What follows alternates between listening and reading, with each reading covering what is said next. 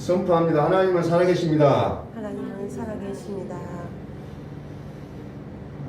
지난 시간에 이어서 예수 그리스도의 이름의 의미에 대해서 한번 보겠습니다. 예수 그리스도의 이름의 비밀.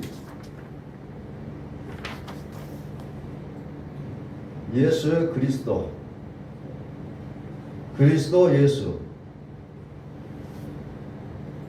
그러면서 그 의미를 오늘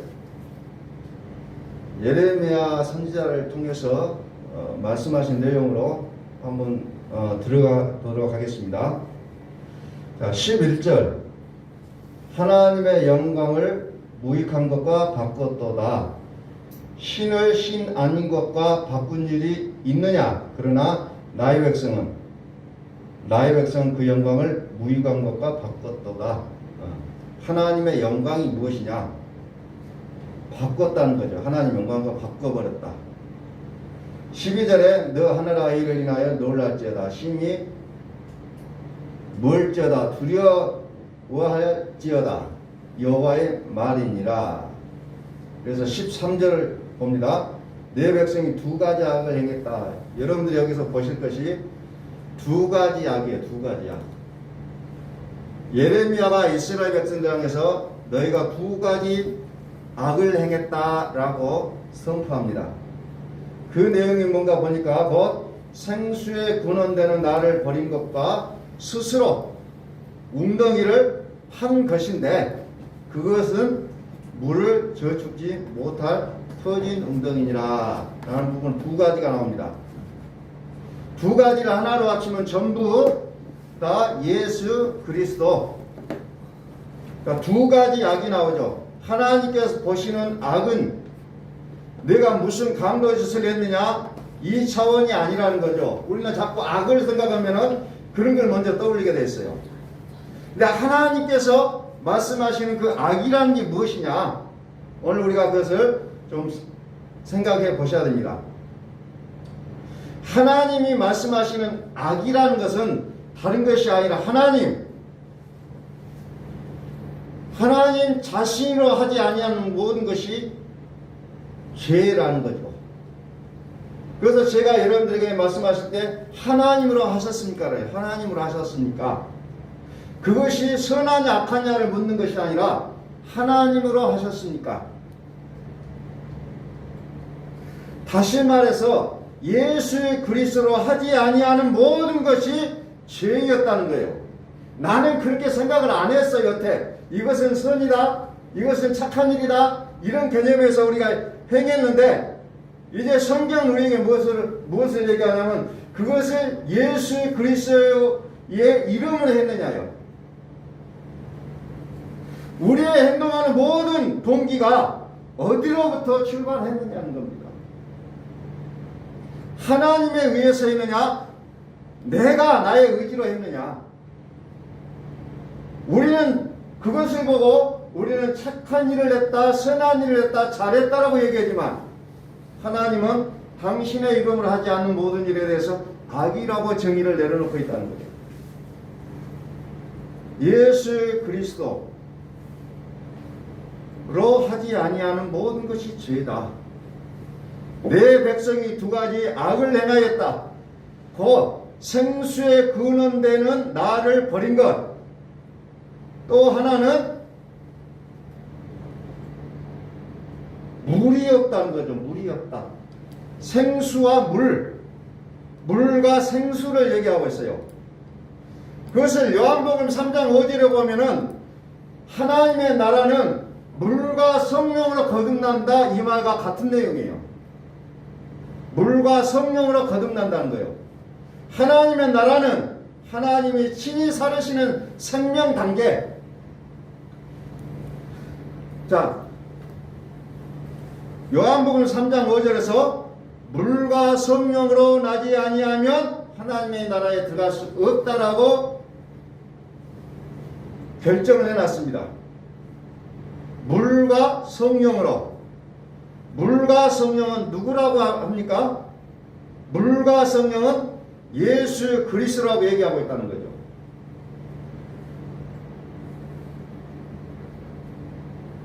그래서 아까 예레미야서의 말씀으로 보면은 그것이 뭡니까? 물과 생수가 없다. 그 내용하고 같은 내용이에요. 물과 생수가 없다. 물과 성령으로 거듭나라. 물과 성령이 없다는 거죠. 물과 성령이 없으면 절대로 어떻게 됩니까? 물과 성령이 없으면 절대로 하나님이 그 속에서 살릴 수가 없다는 겁니다. 물과 성령이에요. 물과 성령. 물과 생수가 없다는 거예요. 죄악이 해결되지 않았다는 얘기입니다.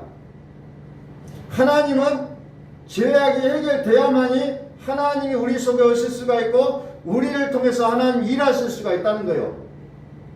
그래서 철저하게 성경은 죄가 깨끗해져야 된다는 거죠. 죄가. 그래서 성경의 모든 것을 죄 아래 가둬놨다고 했잖아요. 죄가 해결돼야 된다는 거예요. 죄가. 영적으로 거듭나지 아니하면 우리가 정말 영혼을 살린 일에 대해서 우리는 아무것도 할 수가 없다는 얘기죠. 물과 성령으로 거듭났다. 오늘날의 영성이 무엇이냐? 많은 사람들은 어떤 기적이나 표적이나 어떤 문제 해결점에다가 포커스를 맞추려고 하죠. 그러나 이 시대에 하나님께서 보시는 영성은 어디에 두냐? 거룩함이라는 거죠. 거룩함. 그래서 하나님은 철저하게 두 가지 악을 해결하기를 원하시고 계신다는 겁니다. 생수가 없거나 또 물이 없다는 거죠. 물과 성령으로 얘기한다는 거죠. 성령이 뭡니까?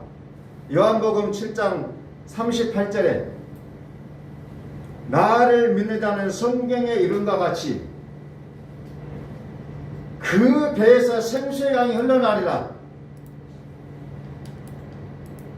이는 그를 믿는 자의 받을 성령을 가리켜서 말씀하신 것이라고 얘기하고 있잖아요. 성령은 생수를 얘기하고 있다. 물과 생수. 생수가 있고 웅덩이가 있는데 거기는 터진 웅덩이라 물이 없다는 거예요. 그래서 우리는 물과 성령, 물과 생수 이 부분을 해결하라는 거예요. 그렇지 않으면 악이라고 얘기하고 있다는 거예요. 악. 악을 얘기하고 있다는 거예요. 나를 민자는 성경의 이름과 같이 그 배에서 생수의 강이 흘러나리라. 생수. 생수가 뭐냐고 하니까 성령을 가리켜 하신 말씀이라고 얘기하고 있잖아요. 물과 성령은 누굴 얘기합니까? 물과 생수가 똑같은 말이라고 했습니다. 이것이 성경에서 제시하고 있는 악이라는 거예요. 우리는 자꾸 악을 얘기하면 도덕적인 개념으로 나가려고 그래요. 성경에서 말하는 악은 도덕이 아니라는 거죠.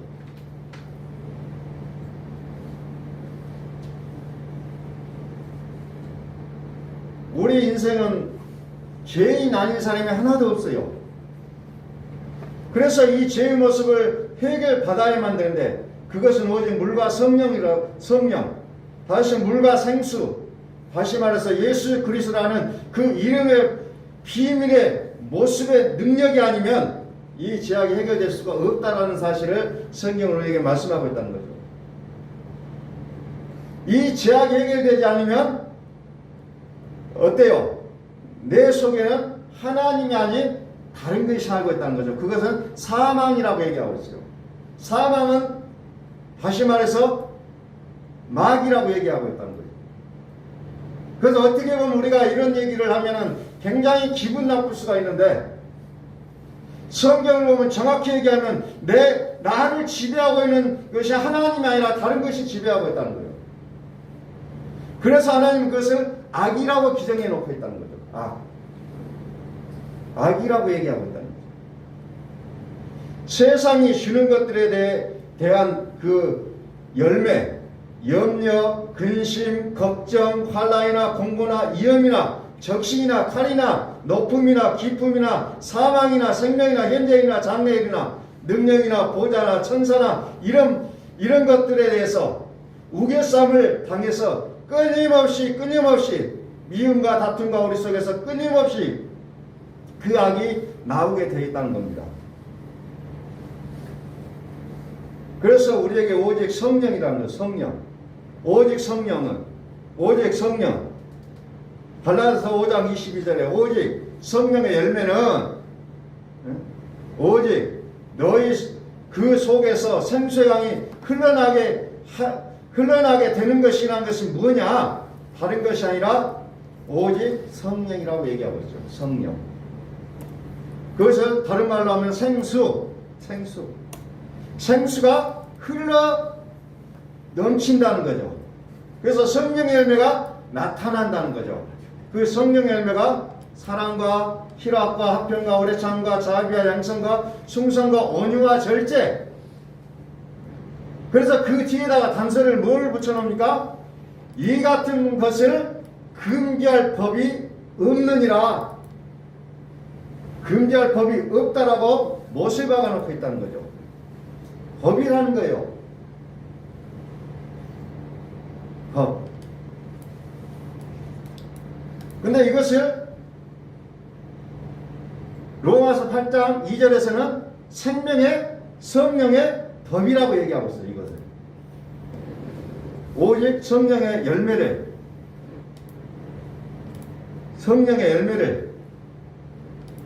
생명의 성령의 법, 즉 그리스도 예수라고 설명하고 있다는 거죠. 그리스도 예수 안에 그리스도가 우리 속에서 사시는 자의 그 증거의 영성이 바로 이와 같은 열매가 나오게 되어 있다는 거죠.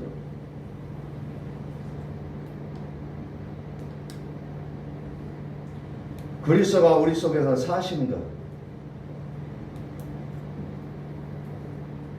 우리는 이렇게 얘기하면 상당히 이것이 바보스럽게 느껴질 때가 많다는 거죠. 그냥 강력하게 막 떠날지어다 강력하게 외치고 그러면 능력이 있다라고 생각이 들어진다는 거죠. 그런데 하나님 우리 안에 들어오셔서 살으실 때는 우리가 떠날지어다 막 그렇게 피 튀기며 싸우지 않아도 그리스도 예수께서 이 모든 일들을 행하신다는 거죠. 이 모든 일들을. 자, 고린도전서 12장 30절을 봅니다. 고린도전서 12장 30절. 다 병 고치는 은사를 가지겠느냐? 다 방언을 말하는 자겠느냐? 다 통역하는 자겠느냐? 너희는 더 큰 은사를 삼아라. 내가 또한 제일 좋은 길을 너희에게 보이리라 얘기합니다. 방언과 예언과 통병과 신유와 기적과 이런 것들 다 있다는 거예요. 그런데 아주 큰 은사를 삼아라는 거예요. 아주 큰 은사를 삼아라. 그런 것들도 다 있다는 거예요. 그러면서 가장 큰 은사가 뭐냐? 13장 1절에서 서명하고 있죠. 사랑이라는 거, 사랑. 가장 큰 것은 사랑이다. 죽은 자를 살리는 것도 큰일이요, 병자를 고치는 것도 큰일이요, 방을 하는 것도 큰일이지만 그보다 더 큰 것이 뭐냐? 사랑이라는 거, 사랑. 내가 사람의 방언과 천사의 말을 할지라도 사랑이 없으면 소리나는 구리와 울리는 꽹과리 아니고 뻔뻔하다는 거예요. 사랑이 없으면 모든 것들이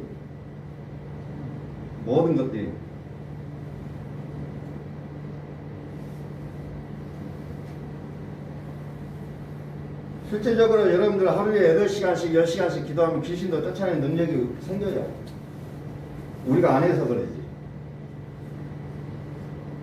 근데 그 능력 받고 좋아해요. 그러나 거기서 끝난다는 거죠.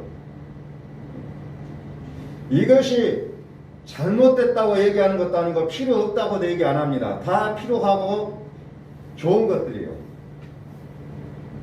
은사는 다 선한 것이에요.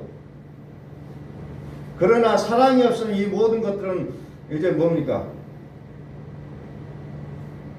아니라는 거죠. 그래서 그 모든 것들이 있을지라도 사랑이 없으면 다 악이 되어버릴 수가 있다는 거예요. 사랑이 없으면. 사랑. 이게 최고의 은사라는 거죠. 사랑. 그래서 사랑을 뭐라고 얘기합니까? 사랑은 오래 참고, 사랑은 온유하며, 투기한 자가 되지 아니하며, 사랑은 자랑하지 아니하며, 교만하지 아니하며, 무례행치 아니하며, 자기 유익을 붙지 아니하며, 성내지 아니하며, 악한 것을 생각지 아니하며, 불의를 기뻐하지 아니하며, 진리와 함께 기뻐하고, 모든 것을 참으며, 모든 것을 믿으며, 모든 것을 바라며, 모든 것을 견디느니라. 이게 사랑이래요. 자신 있습니까? 이런 사랑을 할 수 있어요? 아마 할 수 있다는 사람은 우리가 특별하게 모셔야 될 거예요. 특별하게.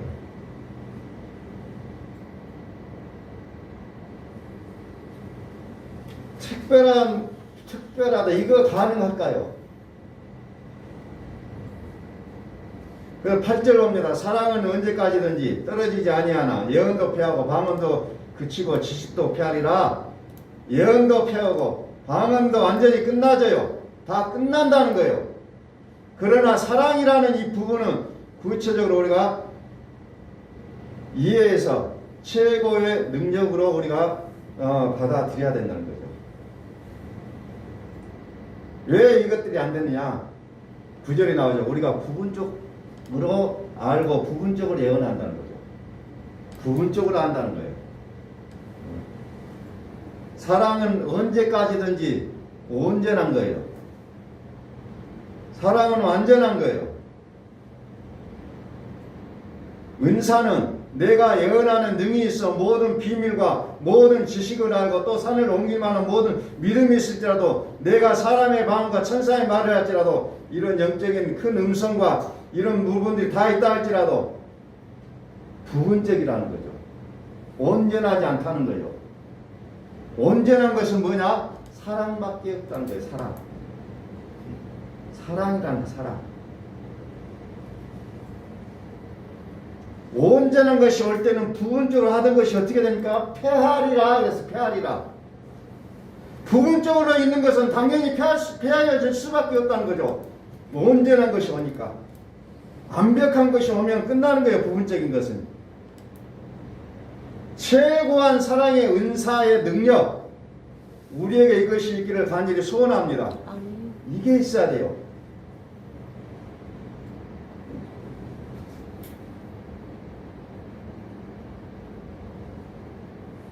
그러려면 이 은사를 받으려면 그 대전제 조건이 있어요. 먼저 이것으로 들어가기 위해서는 아직까지 해왔던 그 모든 것들을 다 버려야 이게 된다는 거예요. 버려야지. 다 버려야 되는 거예요. 예를 들어서 46년 동안 지었던 대리석으로 지었던 그 예루살렘 성전이 돌이 하나도 안 남게 무너져야 새 성전이 건립되는 거예요. 그 예루살렘 성전을 그대로 놔두고 예수 그리스도의 성전을 지을 수가 없었던 거예요. 그래서 그것이 돌이 남지 않도록 다 허물어졌다는 겁니다. 먼저 버려져야 돼요. 왜요? 나라는 마귀가 우리 속에서 함께 하고 있는 이 영적인 우상이 함께 하기 때문에 그것들은 무너뜨리고 오직 살아계신 주는 그리스도시여 살아계신 하나님의 아들이 벽돌이 되어서 머릿돌이 되어서 거룩함으로 성전이 지어지는 신령한 집들이 돼야 된다는 겁니다. 나를 무너뜨려야 돼요. 우리는 예수를 믿을 때 과거에 믿어왔던 모든 신을 그대로 놔두고 그 위에다가 예수를 앉히려고 그래요. 그래서 성경은 그것을 깨끗이 치워라는 거예요. 나를 유지하고서 하나님을 만나려고 하니까 하나님이 도무지 만나지지가 않는 겁니다. 그러니까 성경을 읽기는 읽어야 되는데 성경을 모조리 내 생각으로 이해를 해버려요. 모조리. 내 생각으로 성경을 이해해버린다는 거죠. 하나님께서 말씀하시고자 하는 그 의미가 있는데도 불구하고 내 식으로 해석을 해버렸기 때문에 늘 성경을 이야기하다 보면 분쟁이, 다툼이 일어나는 거죠. 다툼이.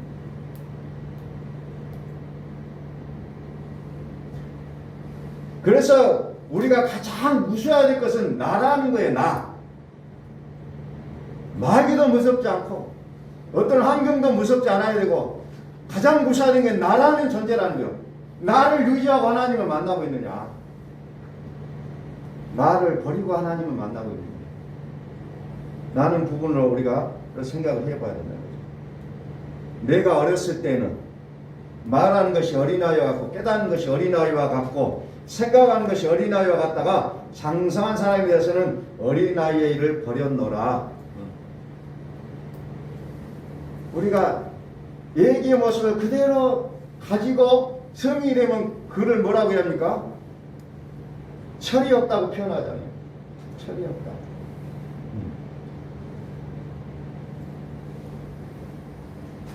철이 없다고 그래요. 장성해라는 거죠. 그 장성한 기준이 어디냐? 성숙의 분량, 나의 성숙한 분량의 모습이 아니라 장성한 분량은 오직 그리스도 예수라는 거예요. 우리는 자꾸 그 사람을 보고 이 사람이 예수를 믿냐 안 믿냐, 변화되냐 안 변하냐, 우리가 그런 측면으로 봐요. 물론 그 변해야 되겠죠. 그러나 그 속에 그리스도 예수가 있느냐 없느냐, 이걸 보고 우리는 장성한 분량이라고 얘기하고 있다는 거죠. 그리스도의 장성한 분량에 이르셔야 된다는 거죠. 그리스도 예수의 장성한 분량. 이 장성함은, 성숙함과 장성함의 분량은 나를 버릴 수 있는 분량을 얘기하고 있다는 거죠. 나를 얼마만큼 버렸느냐, 그걸 보고 장성한 믿음이다. 그런데 자기를 끝까지 붙잡고 살아가는 것을 보고 우리는 장성한 믿음이라고 얘기 안 한다는 거죠.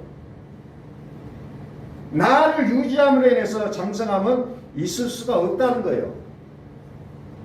그건 사단이 돼버려요. 사망의 열매를 맺히게 돼 있다는 거죠. 오직 나를, 그리스도는 살으십니다는 거죠. 그리스도가 살으신 것, 그게 우리는 구원이고 그게 우리의 믿음이 돼야 된다는 거죠. 내 안에 그리스도께서 살아계시는 것. 그래서 13절에 그런즉 그랬죠. 그런즉. 지금까지 뭐였습니까? 사랑이라는 것을 다 얘기했잖아요. 결론으로 얘기하는 거죠. 믿음, 소망, 사랑, 이 세 가지는 항상 있을 것인데 그 중에 제일은 사랑이라. 사랑이 뭔지 다 설명했어요.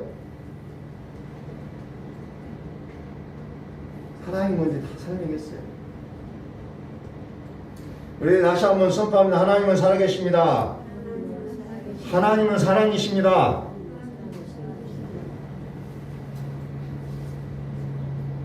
내 자아가 처리되지 않고 하나님은 사랑이십니다. 그러니까 자꾸 그냥 우리 인간적인 사랑을 얘기해요.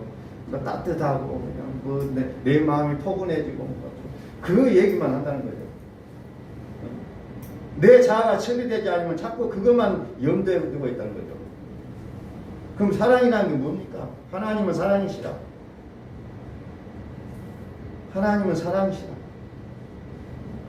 사랑으로 하나님을 해석하는 것이 아니라 하나님의 하시는 것은 다 사랑이라는 거죠.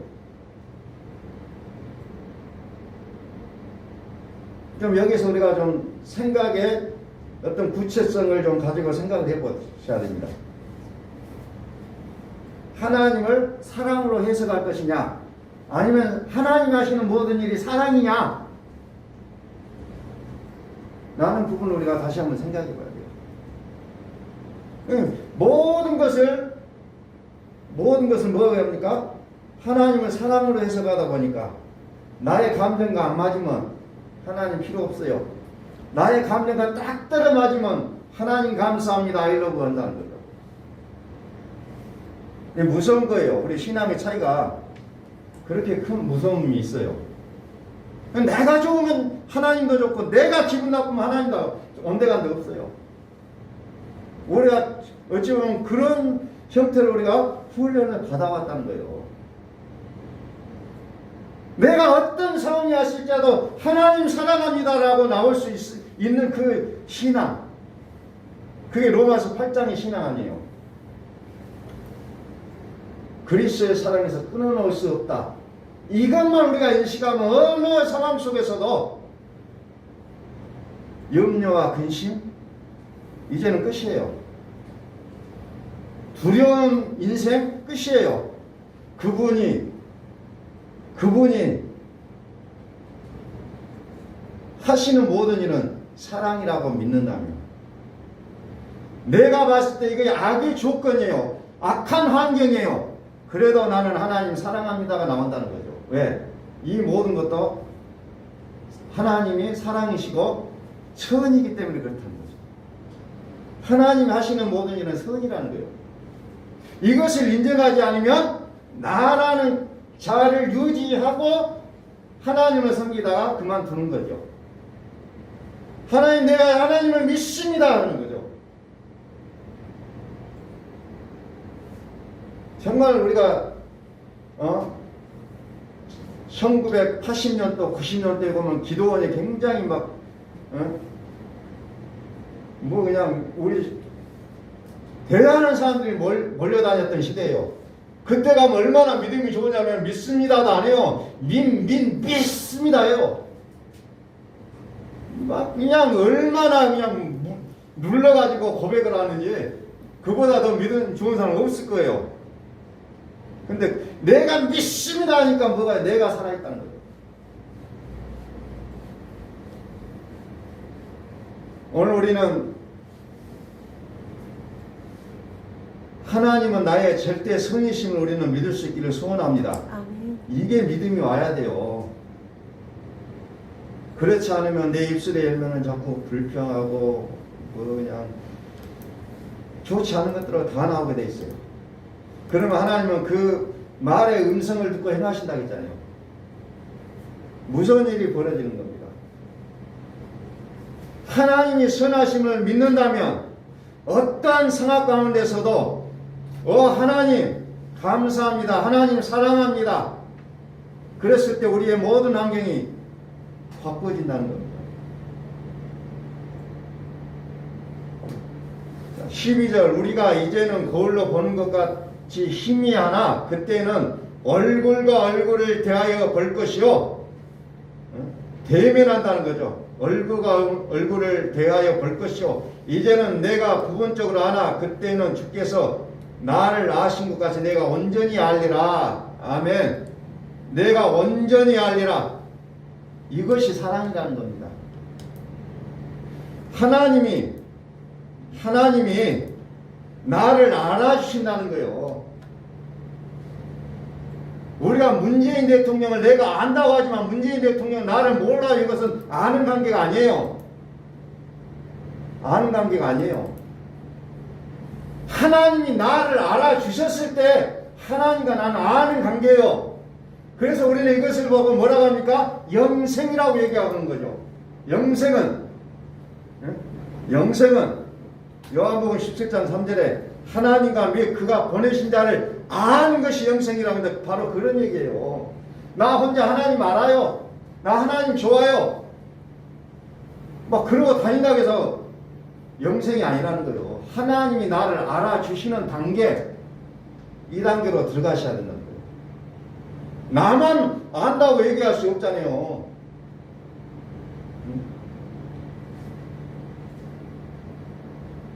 나만 알고 나는 안다고 얘기해요. 아는 관계가 아니죠. 그것은. 하나님이 나를 알아주시는 이 단계, 그게 최고의 사랑이고 이것이 영생이라는 겁니다. 로마서 8장 2절에 그리스도 예수 안에 있는 이는 그리스도 예수 안에 있는 그리스도는 내 속에서 살아주시고 내 속에서 영원히 떠나지 않고 살아주시는 하나님을 그리스도라고 얘기하고 있다는 거죠.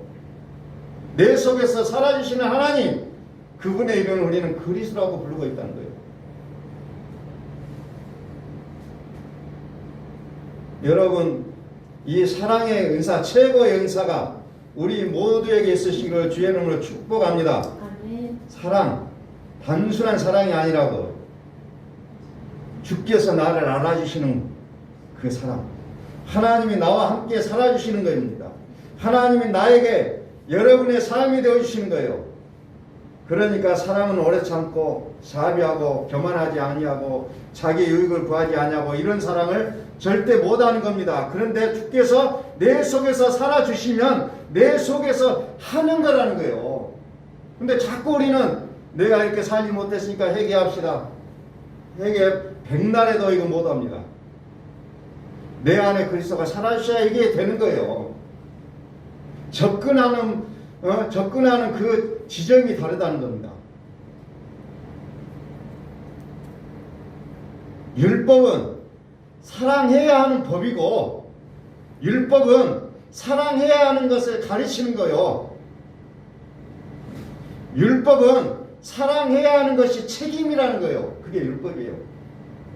근데 복음은 뭡니까? 복음은 사랑해야 하는 것이 아니라 복음은 사랑이 되어지는 거라는 거죠.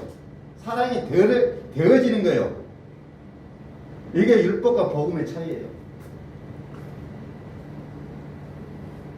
그래서 내가 하는 것이 아니라 은혜로 그냥 되어지기 때문에 그것이 사랑할 수 있게 된다는 거죠.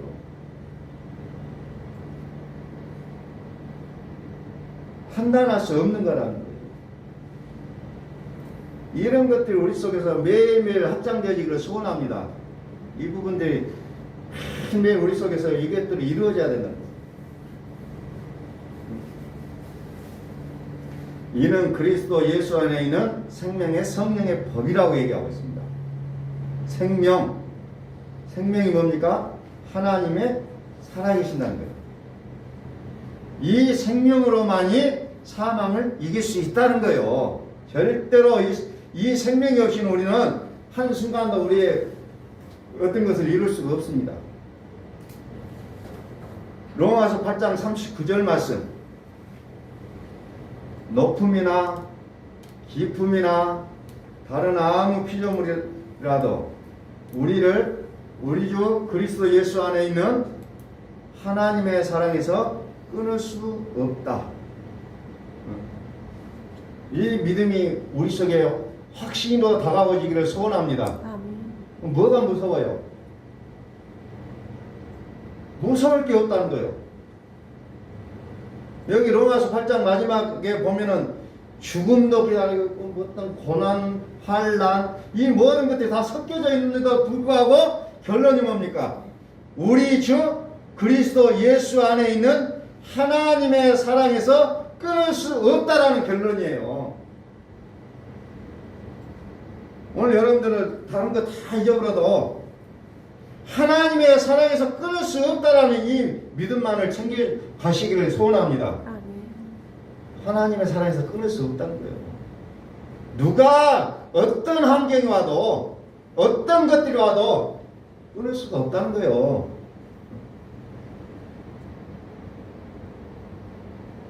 자, 다시 정리합니다. 최고의 은사, 사랑이 뭐냐면은 하나님께서 우리 속에 나를 알아주시는 것, 그리스도 예수 안에 있는 하나님의 사랑을 그 생명의 성령의 법, 하나님께서 주시고자 하시는 최고한 은사, 이런 부분들을 우리가 좀 다시 말씀드립니다. 하나님께서 생명 우리와 함께 살아주시고 영원히 떠나지 아니하시겠다는 약속의 사랑을 얘기하고 있다는 거죠. 우리는 이것을 기억해야 된다는 거죠. 하나님 우리 속에 오셔서 영원히 떠나지 아니하시겠다. 이게 사랑이라는 겁니다. 이게 사랑이에요.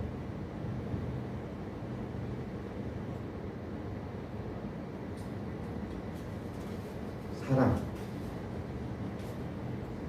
그래서 우리가 이런 부분들이 있다 보니까 참 이게 이해가 안 돼요. 왜 이해가 안 되느냐? 마가복음 4장 10절을 보니까 예수님께서 비유로 말씀하셨다고요. 비유가 뭡니까? 그냥 봐서는 모르는 얘기예요. 몰라요. 자, 마가복음 4장 10절 예수께서 홀로 계실 때에 함께한 사람들이 12제자로 더불어 그 비유를 묻자오니, 예수님 12제자하고 같이 이제 따로 있을 때 제자들이 그 비유를 물어보는 거죠.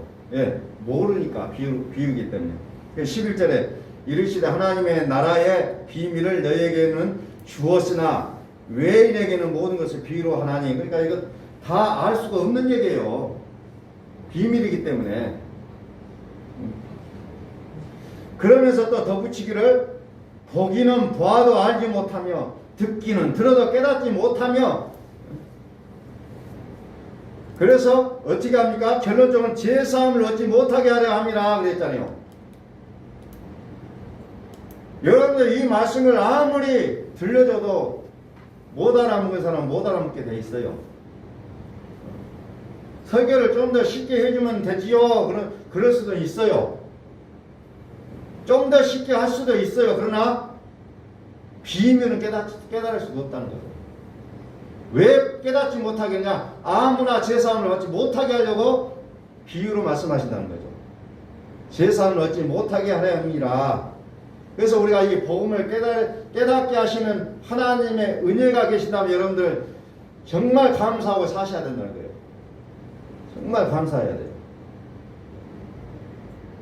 성경을 우리가 읽을 수도 있고 모든 것을 우리가 그 의미를 파악할 수도 있지만, 그러나 복음적 관점에 성경이 풀어져야 된다는 거죠.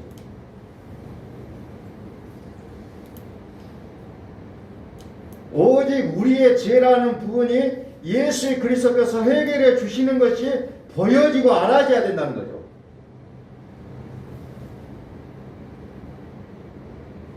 내가 죄를 씻는 것이 아니라 예수 그리스도께서 씻어주시는 그 은혜,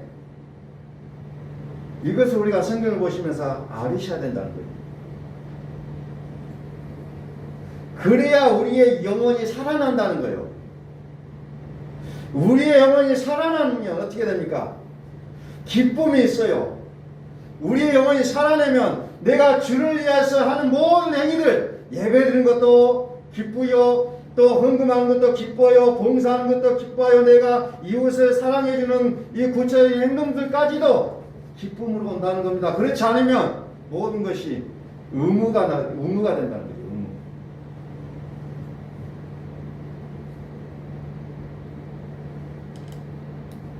그래서 우리는 그래서 나오는 말이 그래요. 하나님으로 하십시다. 하나님으로 하자는 거예요. 하나님으로 하자. 하나님으로 합시다. 하나님으로 하자는 거예요. 비밀을 알지 못하면 내가 하는 거예요. 그러나 비밀을 아는 자는 내가 하는 것이 아니라 하나님으로 한다는 거죠. 하나님으로. 그래서 우리가 모든 상황과 여건들을 맞닥뜨렸을 때 내가 하고 있는 것이 하나님으로 하고 있느냐, 나의 육으로 하고 있느냐를 우리는 통찰해 보셔야 된다는 거예요.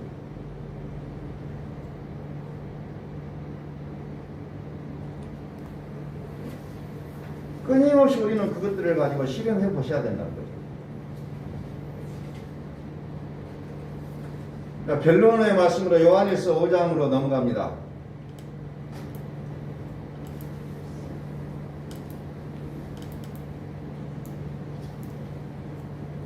5장 3절. 하나님을 사랑하는 것은 이것인 우리가 그의 계명을 지키는 것이라. 그의 계명들은 무거운 것이 아니로다.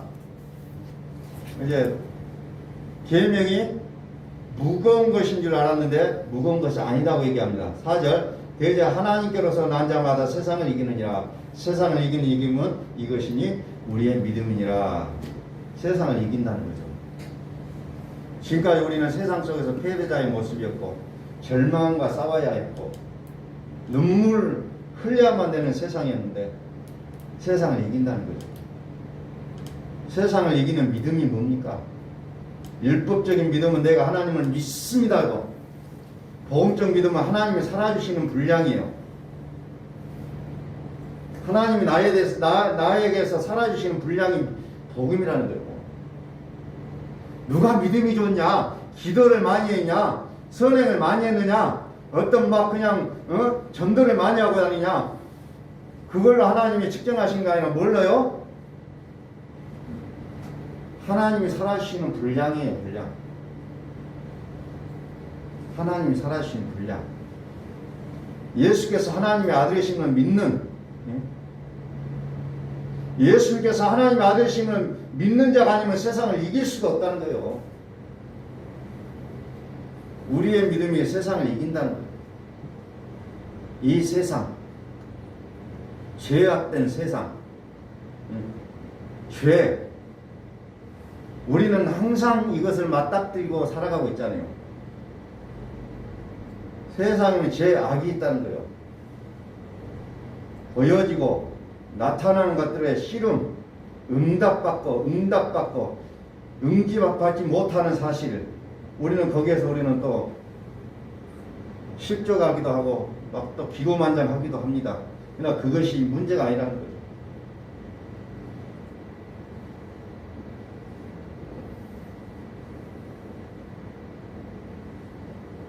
믿음이 적은 자들아, 먹는 것, 마시는 것, 입는 것을 구하지 말아라. 먼저 그의 나라와 그의 의를 구하라. 의는 예수요, 나라는 하나님의 나라, 성령을 얘기하고 있습니다. 성령, 예수 그리스도, 예수 그리스도를 구하라는 거예요. 그러면 이 모든 것을 다 주겠다는 겁니다.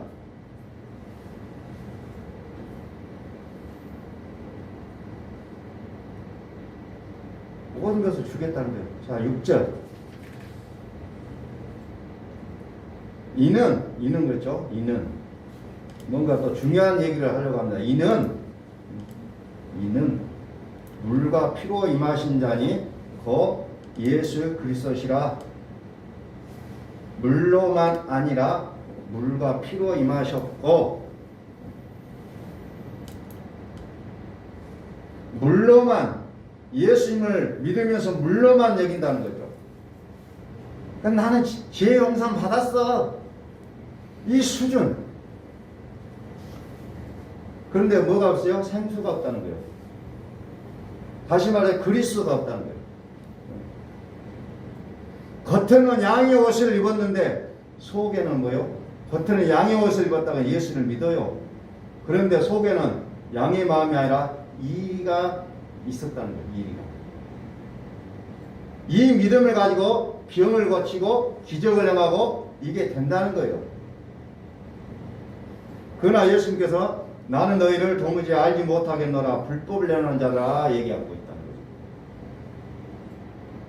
그리스도는 물과 성령이요, 물과 생수요, 물과 피, 물로만 아니라 피로 임하신. 히브리서 10장 22절에는 양심의 악을 깨닫고 몸을 맑은 물로 씻었다. 참마음과 온전한 믿음으로 하나님께 나아가자, 이렇게 얘기하고 있다. 양심까지도 우리 속에 있는 악까지도 깨끗하게 씻어놨다는 거죠. 물로써 우리의 겉사람을 씻어주시고 피로써 우리 양심이 깨끗해졌다는 것을 얘기하고 있다는 거죠. 우리의 겉사람과 속사람의 분량이 깨끗해지는 능력이 예수 그리스도에 대한 복음의 구체적인 이해가 우리에게 있으시기를 소망합니다. 이게 해결이 돼야 돼요. 그랬을 때 성경에 나온 것처럼 힘들고 우겨쌈을 당하고 환난과 공고함을 당하고 괴로움을 당하고 그 부분에 이런 부분들이 있을지라도 우리는 결코 놀랄 일이 아니라는 거죠. 아무것도 아니라는 거죠. 없다는 얘기가 아니에요. 있어요. 여전히 존재합니다. 여전히 있어요. 이제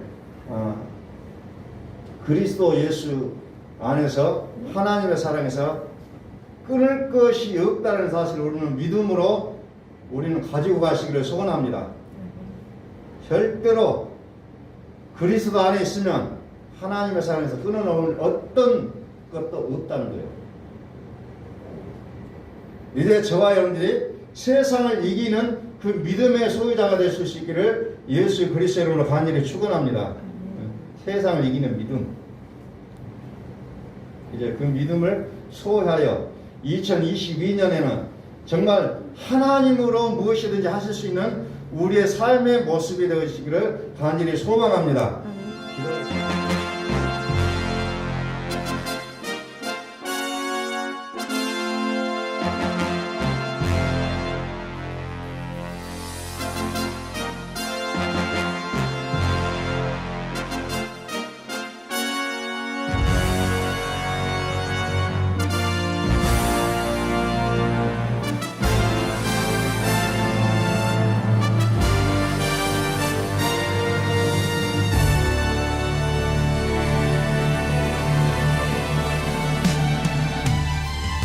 할렐루야! 찬양하라, 찬양하라, 하나님을 찬양하라, 우리 왕을 찬양하라. 하나님은 온 땅의 왕이 되시며 열방을 치리하시니 그 이름을 선포합시다.